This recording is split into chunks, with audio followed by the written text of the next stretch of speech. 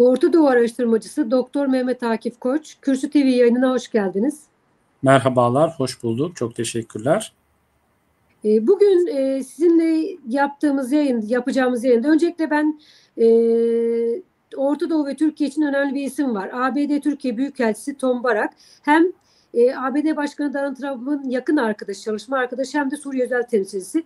Tom Barak kimdir ve son günlerde açıklamaları da çok gündem oluyor. Biraz ondan bahsedebilir misiniz bize? Nasıl bir özelliği var bu kritik ismin? Şimdi şöyle başlayayım. Tom Barak'ın bir kişisel özellikleri var. Bir de Amerika'daki yeni sistem açısından ifade ettiği bir anlam var. Şimdi kişisel özellikleri olarak şunu söyleyebiliriz. Tom Barak aslen Lübnanlı bir Maruni. Lübnan Araplarından bir adam yani. Hatta ilk geldiği zaman Muaviye'ye bir atıfta bulundu Muaviye'nin bir sözüne. Yani sözle çözebileceğim bir meseleyi kılıçla çözmem, kılıçla çözebileceğim bir meseleyi şeyle çözmem falan. Şimdi Muaviye Arapların tabii biraz da ulusal kahramanı gibi oldukları için yani bunun böyle bir tarafı da var. Tom Barak aslen Arap Amerikalı yani. Osmanlı vatandaşı diyelim, Osmanlı tebaası daha doğrusu iki çocuk birbirlerinden habersiz olarak Lübnan'dan Amerika'ya gidiyorlar. Biri 1900 senesinde, biri de ondan 1-2 yıl sonra 1901-1902 döneminde Beyrut'tan gemiye biniyorlar ve hareket ediyorlar. Napoli üzerinden Amerika'ya hareket ediyorlar. Haftalar süren yolculukların ardından. Ve Los Angeles tarafına gidiyor o çocuk. İsmi Yusuf. Sonradan Joseph oluyor. Dedesi Osmanlıların Lübnan'daki mutasarrıfının evinde çalışan bir adam. Bu adamın oğlu Yusuf.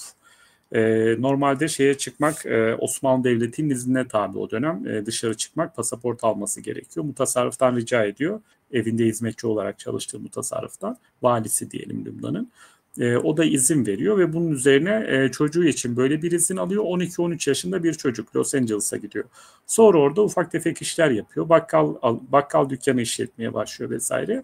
Ve işte 1940'ların sonunda 50'lerin başında da Tom Barak dünyaya geliyor. O da küçükken bir süre bu bakkal dükkanında Los Angeles'ta çalışıyor. İşte bu Tom Barak, küçük Tom Barak baba tarafından dedesi Lübnan'dan gitmiş bir Arap Maruni adam. Anne tarafından dedesi de aynı şekilde. O da ondan 1-2 yıl sonra Lübnan'dan Amerika'ya gidiyor ve orada torunlarını evlendiriyorlar işte bir şekilde. Oğullarını, kızlarını evlendiriyorlar. Sonra işte o evlilikten de doğuyor. Tom Barak doğuyor. Şimdi dolayısıyla bu adamın böyle bir geçmişi var. O dönemde yaklaşık olarak 5-600 bin civarında Osmanlı tebaası, büyük çoğunluğu bunların Hristiyan. Amerika'ya, Orta Amerika'ya, Meksika'ya, bilhassa Brezilya'ya, Arjantin'e gidiyorlar. Ve orada ciddi bir komünite oluşuyor. Bugün El Turcos dedikleri yani işte bu Nayib Bukele var mesela, bu Bitcoin zamanı çok meşhurdu. Orta Amerika'daki küçük ülkelerden bir tanesinin El Salvador olması lazım, San Salvador. Onun devlet başkanı Carlos Menem vardı bir dönem. Carlos Slim vardı. Carlos Menem Arjantin devlet başkanı. Carlos Slim dünyanın bir dönem en zengin adamıydı falan. Şimdi bunlar böyle bir El Turcos lakaplı bir komünite. Tom Barak da bu El Turcos lakaplı komüniteye dahil bir adam. Yani Lübnanlı Maruni bir Arap. Şimdi 1970'lerde ticaretle uğraştığı dönemde Orta Doğu ile yakın ilişkiler geliştiriyor. Amerika'da bu tür bir var. Arap Amerikalı komünite var. O komünitenin içerisinde. Sonra Trump'la tanışıyor. Trump'la tanışıklığı bugünden yarına olan bir şey değil. Onlarca yıllık bir mazisi var. Arkadaşlıkları var, dostlukları var, tüccarlıkları var, beraber işleri var. Emlak işleri var, gayrimenkul alım satımlar, aracılıklar vesaire bu tür işleri var. Dolayısıyla Trump geldiği zaman yani böyle bir aile geçmişi var, kişisel geçmişi var Tom Barak'ın. Trump geldiği zaman normalde Amerikalı büyükelçiler Türkiye'deki bu James Jeffrey dışında, o da nispeten öyleydi ama o biraz daha çizgi dışı bir sefirdi. Çoğunlukla bu sefirler klasik anlamda bir büyükelçilik yapıyorlar. Yani çok fazla o ülkenin iç hassasiyetlerine müdahale etmiyorlar. Dışarıda çok fazla bir şeyleri yok. Ülke dışında çok fazla bir temasları yok. Zaten her ülkede ayrı büyükelçilikleri var, Amerika Birleşik Devletleri'nin malum. Ülke içinde de çok böyle ön plana, gündeme gelmek istemezler. Yani kariyer diplomatlar böyledir. Böyle çalışır kafaları. Çok fazla kendilerinden dolayı o Amerika-Türkiye ilişkilerinin olmasını istemezler. Yıpranmasını istemezler. Şimdi Tom Barak kariyer bir diplomat değil, bir tüccar, bir iş adamı, büyükelçi sıfatıyla atanıp geldi. Türkiye'nin de var böyle büyükelçileri dışarıda. Daha önceden bakanlık yapmış, milletvekilliği yapmış bir takım zevat, daha sonradan şey olarak veya iş adamlığı yapmış bir takım insanlar büyükelçi unvanıyla yurt dışına atanıyorlar, gidiyorlar. Fakat onlar daha bizdeki kariyer diplomatlara benziyor, onların çalışma stilleri. Tom Barak çok öyle bir adam değil. Yani gerçekten bir profesyonel tüccar. Dolayısıyla bu bölgeyi çok iyi biliyor. Yani buraya ilk kez geliyor değil. Daha önce de Soğuk Savaş döneminden itibaren bu bölgeyi çok iyi biliyor. Burayla aile kökleri var. Akrabaları var hala daha Lübnan'da. Maruniler, Hristiyanlar arasında. Dolayısıyla çok alışıldık bir büyükelçilik yapmayacak Tom Barak burada. O anlaşılıyor. Yani Trump da böyle alışılmış bir kariyer diplomattan ziyade bu profilde bir adamı tercih etti şey için. Türkiye ve Suriye için. Suriye'de bir büyükelçiliği yok şu an Amerika'nın malum. Aynı zamanda Türkiye'deki büyükelçiliğe ilaveten Suriye'de de özel temsilcilik yapacak. Aynı zamanda Lübnan'da da özel temsilcilik yapacak. Lübnan temaslarını da biliyoruz. Normalde bu bölge Tom Barak'ın dedelerinin buradan gittiği dönemde bile 1900'lerin başında bu bölge bütünleşik bir bölgeydi. Yani Suriye dediğimiz zaman Biladüşşam dedikleri daha geniş bir şeyi anlıyorduk. Daha geniş bir coğrafyayı anlıyorduk. Yani bunun içerisinde bugünkü Suriye'de vardı, Lübnan'da vardı, Ürdün'de vardı, Filistin ve İsrail toprakları da vardı. Dolayısıyla böyle geniş bir coğrafyadan bahsediyoruz. Yani tek başına Suriye dediğimiz zaman 100, 200, 300 yıl önce yine aynı bugünkü coğrafyayı anlamıyorduk. Daha geniş 3-4 bölgeyi kapsayan bir coğrafyayı anlıyorduk ve bu coğrafyanın içerisinde Suriye ile Lübnan birbiriyle çok içli dışlı yerler. Yani Lübnan'daki, Suriye'deki her bir topluluğun, Dürzilerin, Sünnilerin, Şiilerin, Alevilerin, işte Kürtlerin o kadar değil.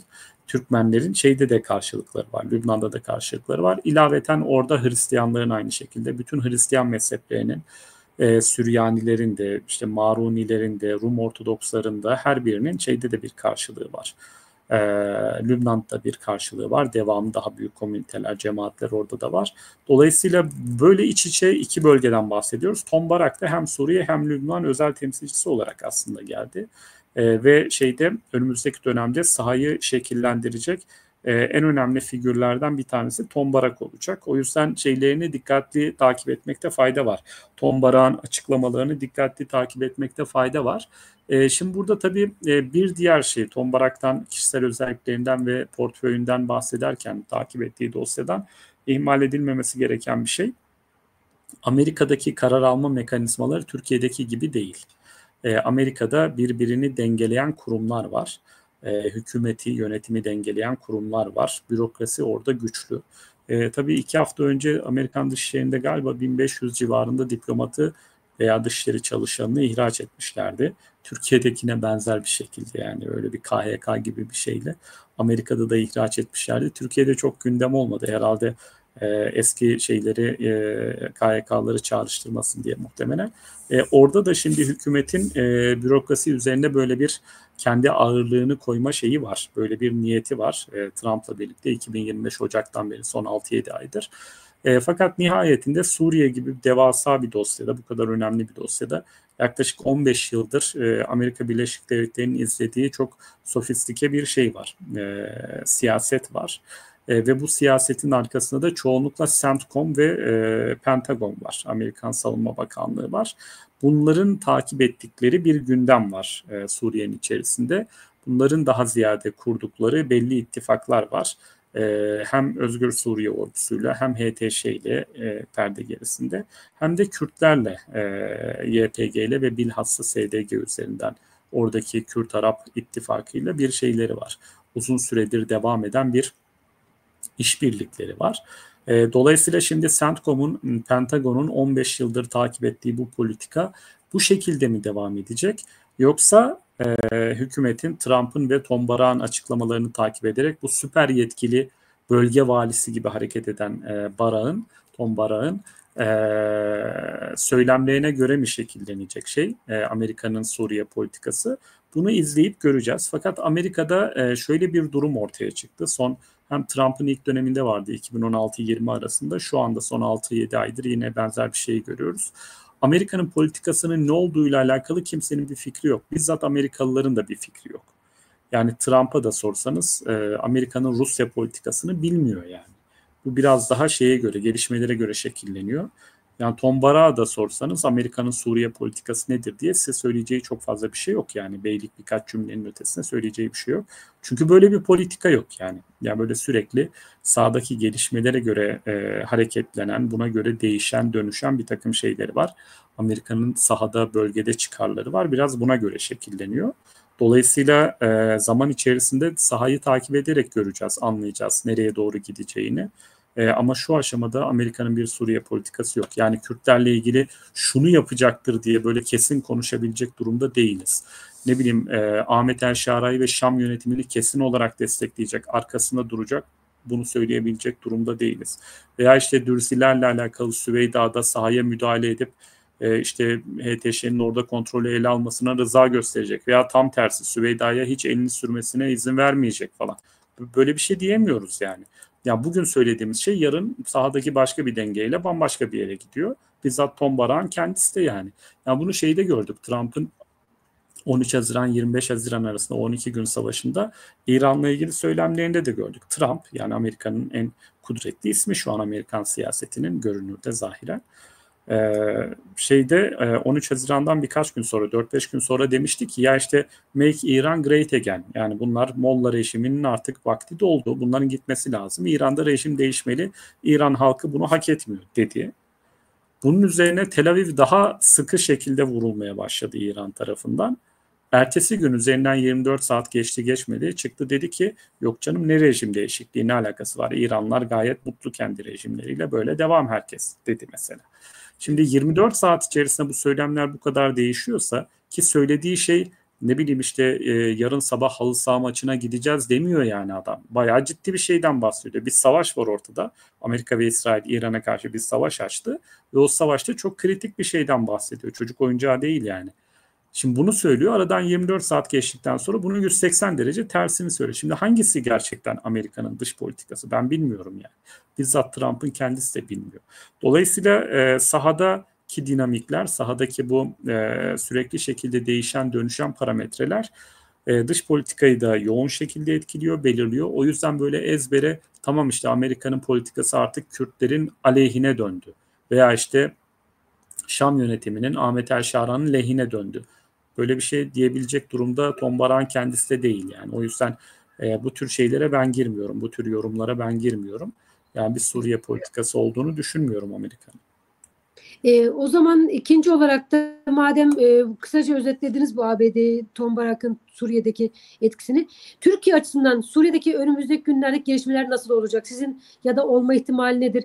Türkiye ilgilendiren boyutuyla Suriye'de neler oluyor? Onları değerlendirebilir misiniz kısaca? Tabii. Şimdi Suriye'de birkaç tane sofistike parametre var. Birincisi HTŞ 40 bin silahlı adamla birkaç gün içerisinde bütün Suriye'yi ele geçirdi ve ele geçirmesine izin verildi. Zaten Esad ordusu, Baas ordusu bitmişti. Yani o bitik bir ülkede ele geçirmek çok çok zor bir şey değil ama böyle bir yapı, yani İslamcı bir yapı, İdlib'de 4-5 milyonluk nüfusu olan bir şehri yönetti. Yaklaşık son 10 yıldır falan orayı yönetiyordu, 8-9 yıldır. Şimdi orayı yönetti ve o yönetim tecrübesinin bütün Suriye'de yeterli olacağı, Suriye'yi yönetebileceği varsayıldı bölgedeki ülkeler tarafından. Şimdi buna gerçekten kapasitesi var mı yok mu, bunu yapabilir mi yapamaz mı? Son 6-7 aydır biraz bunun testi açısından geçti, biraz test edildi. Alevilerle ilişkilerde, Kürtlerle, Dürzilerle ilişkilerde, İsrail'le, Türkiye'yle, Irak'la, Suudi Arabistan'la ilişkilerde bu biraz test edildi. Yani az çok sürdürülebilir bir şey olduğu anlaşıldı. Genel itibariyle söylüyorum. Yani elbette her kesimin kendi şikayetleri vardır. Bu başka bir şey ama dışarıdan bakılınca görülen şey Suriye'de bu yapı Şam'da oturdukça, zor aygıtlarına hakim oldukça, polise, orduya, istihbarata vesaire, bölgesel destek, politik desteği arkasına alınca komşularının, işte Fransa'da, Türkiye'de, Azerbaycan'da, Suudi Arabistan'da vesairede arz endam edince Ahmet El-Şara Uluslararası destek de var. Finansal destek olarak Trump'la gidip Riyad'da görüştüler. Suudi Arabistan'ın, Birleşik Arap Emirlikleri'nin, Katar'ın ekonomik desteği de var. Finansal desteği. Türkiye'nin politik desteği var. Diplomatik desteği. Artı işte teknik alanlarda işbirliği var. Dolayısıyla bu şartlar altında bu yönetim böyle devam edebilecek gibi görünüyor. Yani sık sık problem yaşayacaklar. Ara ara katliamlar olmaz inşallah ama olabilir her an. Kendi içinde çünkü çok radikal unsurlar var hala daha şeyin. HTŞ devlete henüz tam dönüşmedi. Devlete ne kadar hakim olacak? Bu ayrı bir soru işareti. Göreceğiz, gözlemleyeceğiz. Ama sahada sanki Suriye'yi bir arada tam olarak tutamayacaksa da işte Dürzilerle Kürtler haricinde aşağı yukarı Suriye'nin işe yarar bölümünü kontrol altında tutabilecekmiş gibi görünüyor. Birinci dinamik bu. İkinci dinamik İsrail dinamiği. İsrail'in böyle aşırı saldırgan bir şeyi var. Ekim 2023'ten beri. Yani Lübnan'a bir yandan, Filistin'in bütün topraklarına, köylerine, tamamına bir yandan, Irak'a bir yandan, İran'a bir yandan, Suriye'ye, Yemen'e bir yandan böyle her tarafa böyle Ali Kıran Başkesen gibi şey yaptığı, kabadayılık yaptığı tabiri caizse bir şey var İsrail'in.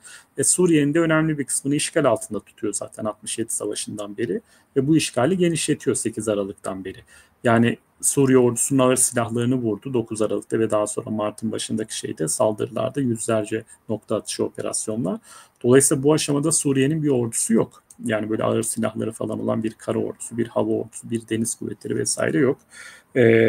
İsrail böyle bir zayıf Suriye istiyor yanı başında. Mümkünse 3-4 parçaya bölünmüş. 3-4 parçaya fiilen resmen bölünmemişse de fiilen bölünmüş. Yani Dürziler ayrı bir şey olsun, Aleviler ayrı, Kürtler ayrı bir yer. İşte Sünniler de Şam, Hama, Halep, Humus hattını yönetsin falan. Böyle bir şeyi var İsrail'in. Dolayısıyla ikinci parametre bu. Üçüncü parametre Türkiye'nin etkisi ne kadar olacak şeyin içerisinde? Bunun elbette bir sınırı var. Türk-Arap ilişkilerinin kendi sınırlılıkları var. Türkiye ile Suriye'nin, Türklerle Suriyelilerin ilişkilerinin bir takım sınırlılıkları var. Son 110-120 yılda yaşanan dünya kadar arka plandan dolayı, sıkıntılı ilişkilerden dolayı.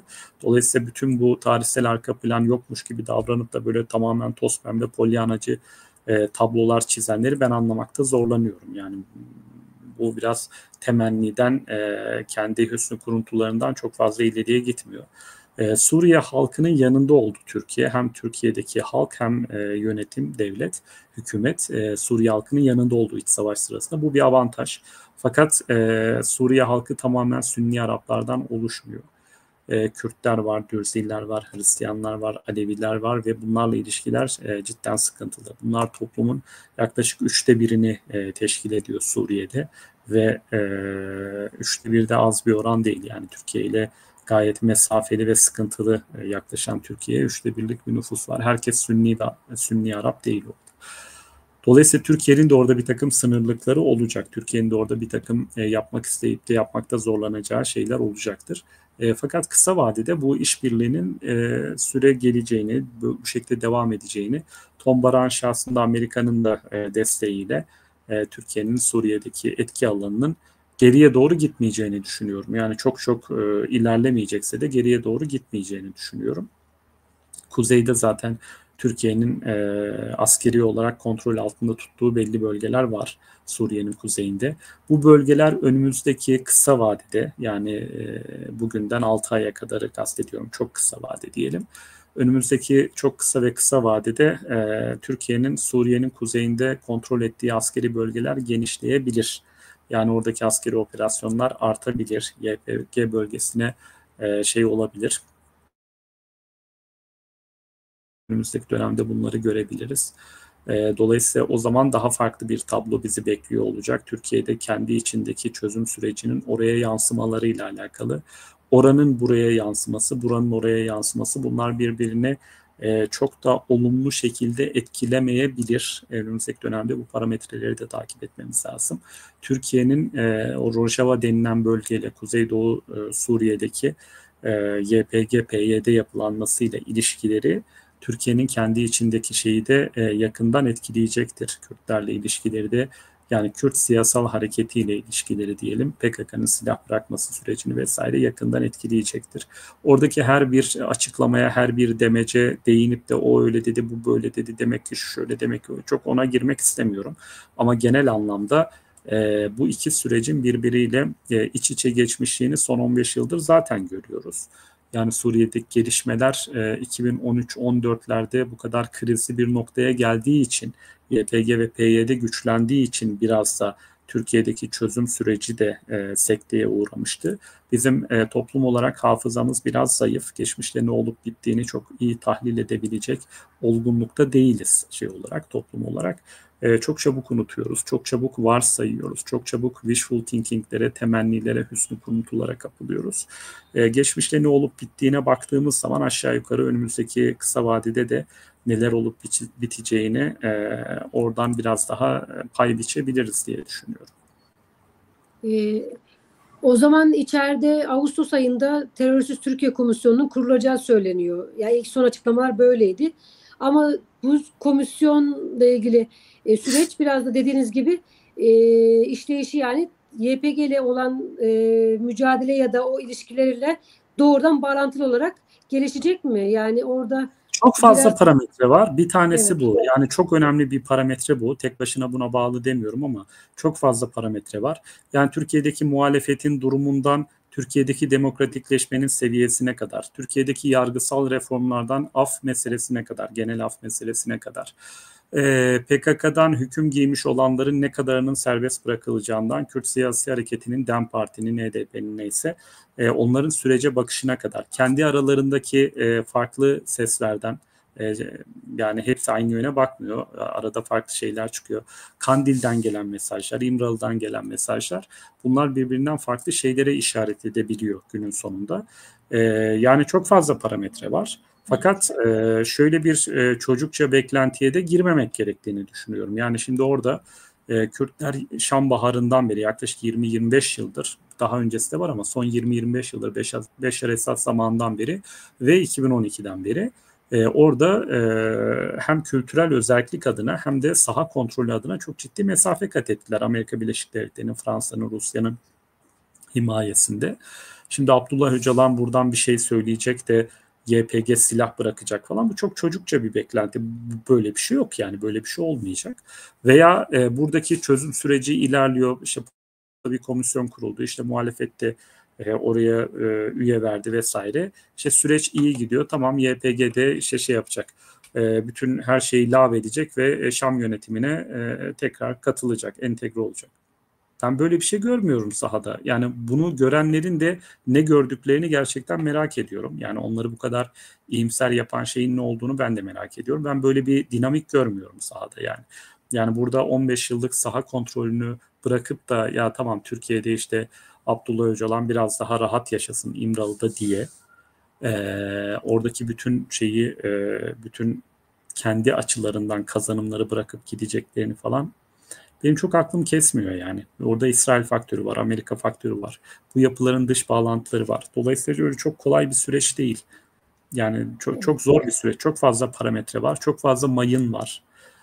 Çok mayınlı arazide gidiyor bu mesele. Bunu her an yolundan, rotasından çıkartabilecek çok fazla dinamik var. Dolayısıyla süreç her an bir mayına basıp o Dolmabahçe'deki masanın dağıtıldığı gibi bundan 10-12 yıl önce, yani yine böyle bir şey yaparsa hükümet, devlet kanadı, ona da çok da şaşırmamak lazım. Burası Türkiye. O zaman biraz da yaşayıp göreceğiz. Gelişmeleri hep beraber takip edeceğiz. Yine sizden de dinlemeye devam ederiz. Sağ Teşekkür olun. ediyoruz bu bilgilendirici yayın için. Ben teşekkür ediyorum. Çok sağ olun. İzleyicilerinize de çok selamlar. Çok teşekkürler.